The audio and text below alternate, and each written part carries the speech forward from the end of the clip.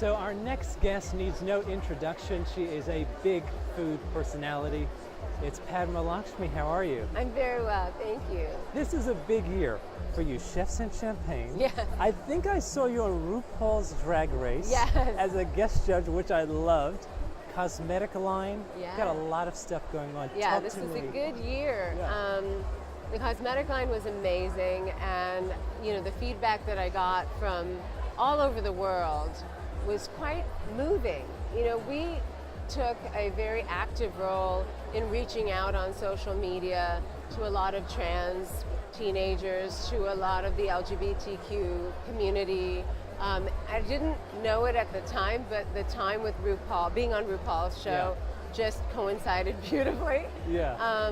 And since then he and I have become friendly, and so it all came together as a perfect storm. I think there were a lot of people of color who just didn't have that much choice in pigments, and MAC has always been great about doing really rich pigments that suit a variety of complexions, and it was a privilege. It was a dream come true. I love makeup. I'm a makeup hoarder. And so I don't know anything about hair, but I could stay up all night just doing makeup. Well, I'm that girl. You had a lot of drag queens on that runway with their wigs and everything. Mm-hmm. What was that sort of like to be there in that moment? Because RuPaul's Drag Race is sort of having this cultural moment. It right? is. And I'm so happy for him. Yeah. He has been on air, I think, for 10 years or 10 seasons. Yeah, 10 and so seasons. for him to have this kind of recognition finally, A, is very well deserved, and B, is a long time coming. I'm a huge fan of his, and I think, the show has so much heart. It's not just about, doing drag. Yeah. It's about so much more, as you see in all the interviews that come out across the season. And I think it's a hugely positive thing for young people across the country who don't really have any other outlet, to see that there exists a world where they can feel good about who they are and be accepted and sort of let their wings unfurl finally, and so obviously I'm not a drag queen, although I act like one at the makeup counter sometimes, and I'm not a trans person, but I think that I'm definitely very much on the sidelines of that world, just because of the people who I love and the people who have always been in my life. And so I feel very proud that I could be even just a teeny part of it on that episode. Yeah, I thought you were very good. I watched the show religiously. Yeah. And I said, oh my God, Padma is on the show. Because I come from the food world, then to see both of those worlds come together was fun. 16 seasons of Top Chef. Can you imagine? Another amazing show. I wouldn't have thought that it would have been on air all these years later. I'm so lucky. Most people don't have a show that lasts this long, so it's very rare in television to be on air for so long. So I don't take that for granted at all. Let me ask you about I imagine you've had to eat a lot of different things on Top Chef, but is there something you've enjoyed the most, or a meal that you've really enjoyed in all those seasons? I have to say there have been lots of fabulous meals. There was one meal that comes to mind, not only for how glorious the food was, but just how beautiful the chefs were in telling their narrative. We had a fairy tale challenge because Charlize Theron was on, and she was just coming out with the movie.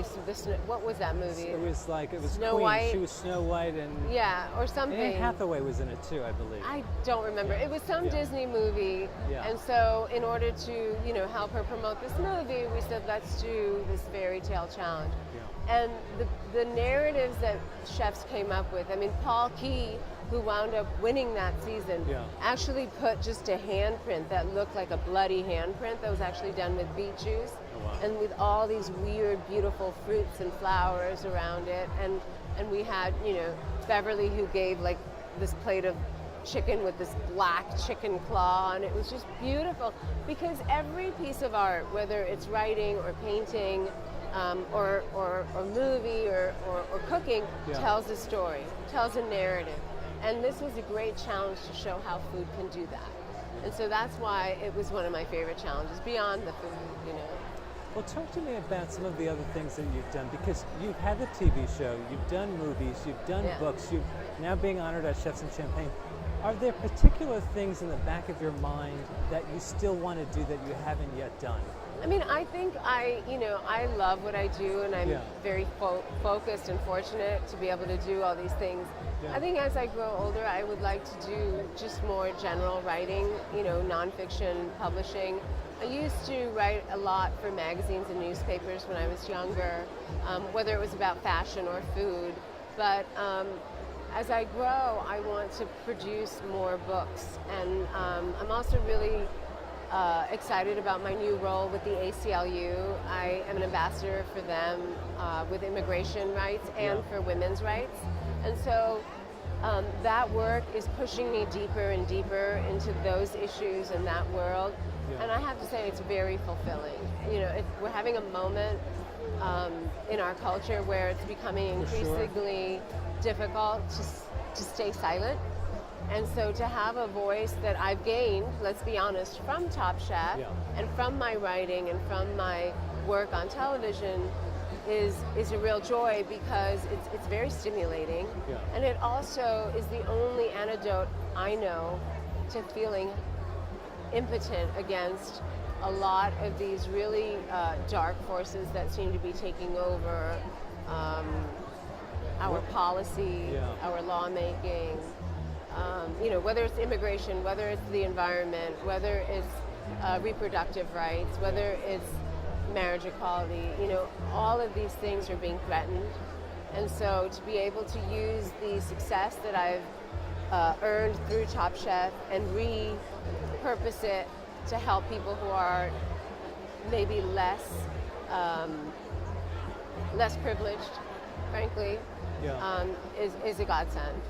And because I've seen stuff that you've tweeted and put on Facebook and put on Instagram and whatnot, you're getting an immediate response, whether that's positive or negative. It's right? not always positive. How do you deal with those people? Because there are. Well, I mean, I think part of. Do you just block Trump, or I don't actually.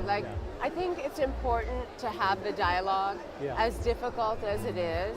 And unless they're just trolls and not really interested in having a conversation, a lot of people, it's very easy to anonymously open an account on social media and spew all this venom. So those people I just have to block out. That's part of being in the public eye.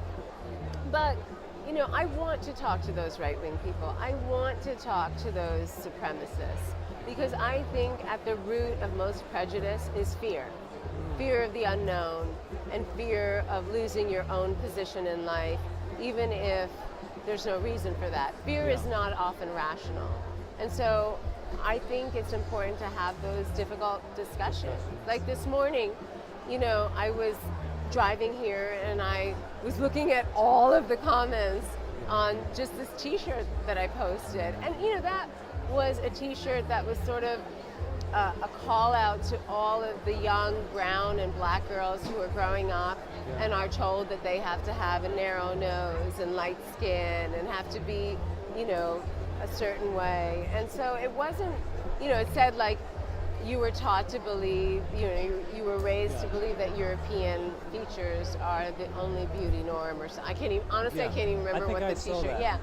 And I think a lot of people were like, well, all Europeans don't look alike, and and I was like, you're missing the point. There are certain features that are associated with being Western and being Caucasian, and I'm speaking to that. This is not, it's not a moment to say all lives matter. My last question. I gave one wacky question for you. Sure, of course. And I ask everybody this question: is a food fight breaks out, what is your weapon of choice? What do you grab on the table in the food fight? Apple pie. Apple pie. Why? Because it's gooey and heavy, so it kind of gobsmacks you right away. But it's also crunchy. So it's fun. And who minds getting dirty with apple pie? And you can eat it after. Right. It's fun. It's not like getting hit with ribs or something. Padma, thank you so much. Thank you Pleasure for talking chatting with you. me. Nice to see you.